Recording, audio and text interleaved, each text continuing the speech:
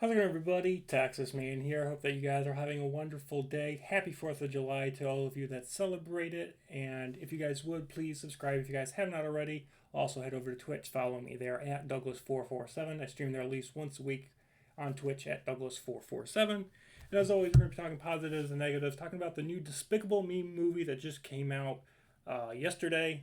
Despicable Me 4. Film is rated PG and it's about an hour and a half long.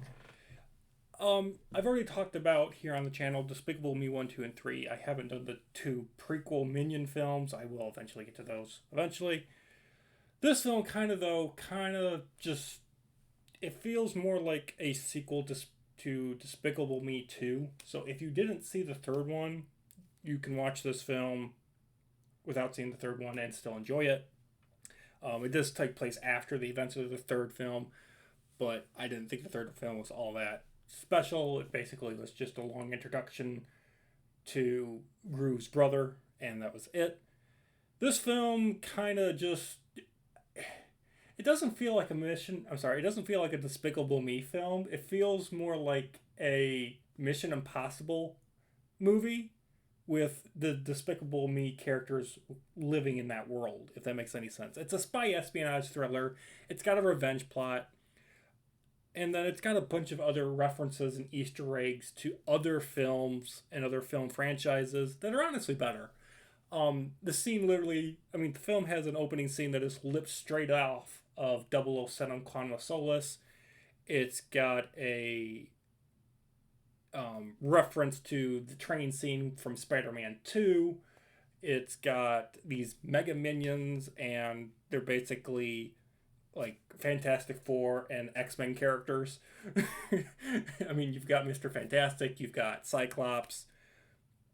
There's this flying car that's like from Chitty Chitty Bang Bang or Harry Potter.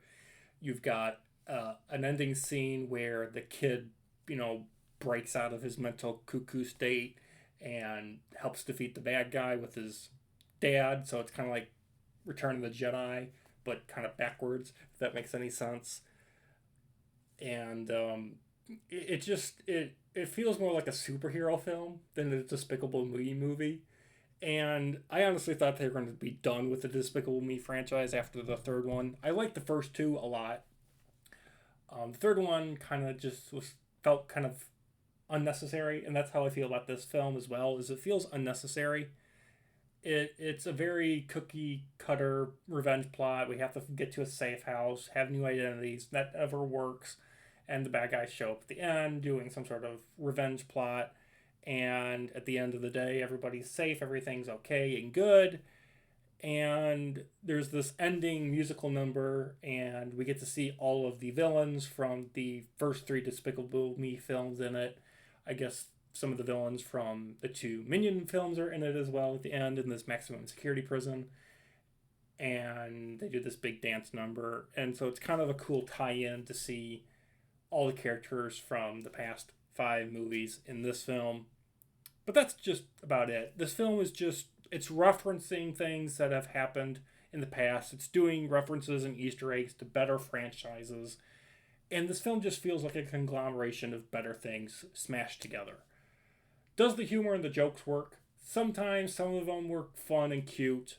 I'm 30 years old at the time of recording this video, so I know this is not a film that is targeted to me. Some of it worked, some of it didn't. There is some slapstick comedy that I think will work well for a different age group. It didn't land with me, so, and my own personal taste and flavor in comedy is very different from everybody else's. So, do with that criticism as you wish. But overall, Despicable Me 4, like I said, it felt unnecessary. Do they leave the door open for a fifth film? Yes. Do I think they're going to do one? Maybe. I don't want it to be this passing of the torch of, Gru passing the torch off to his son, and or this new redhead character that just wants to be a villain for whatever reason. Her character is very just weird. She's like, "Hey, I'm your new neighbor. Oh, I know who you are. You're going to train me to become a new supervillain." And I'm just like, "But he's working for the Anti-Villain League." Um, he's responsible for capturing you and putting you in prison. Why do you want him to be your mentor? I don't understand it, but whatever. It just happens for the sake of the plot. So I'm going to give Despicable Me 4 here from 2024 a 5 out of 10. Thank you guys for watching. Have an excellent day, and I will see you guys in the next video or stream. Bye.